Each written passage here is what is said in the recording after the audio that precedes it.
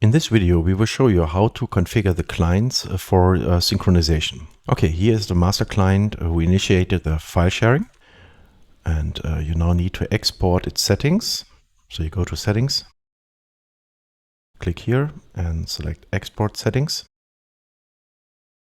Then export it to the desktop.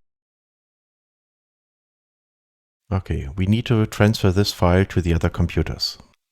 We're now on the other computer, and if FraseExpress is already running, it's very important that you exit it, then get the file from the other computer. And it's important that you change the file extension to XML. Now right click and open it. For example, in Notepad. And from this configuration file from the other computer, we only need the information of the file and the sync path. Important, the file path contains the user information, and you should make it general by using a Windows environment variable. So the actual username on each computer is used instead of this fixed username. And you can also see the sync path.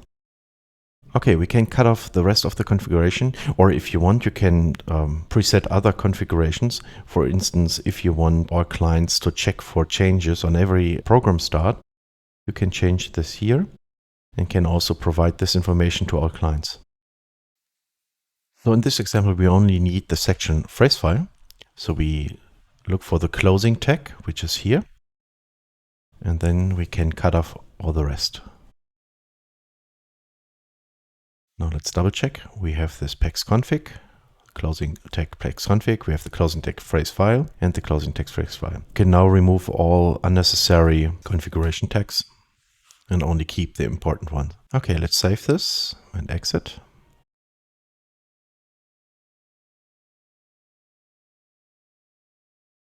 Now, if you have had FraseExpress running on this computer before, you need to clear the configuration files. So we go to app data, %, go to FraseExpress and delete anything unnecessary. Then you go to program data. And if you have not installed FraseExpress already, you would need to create this folder. In this case, it's already existing. And now we replace anything which is maybe here with a custom version of the configuration file, which contains the sync information. Okay, now let's launch the FraseExpress client. And the wait time shows that it's already started synchronizing. Double check, and you can see that FraseExpress is synchronizing.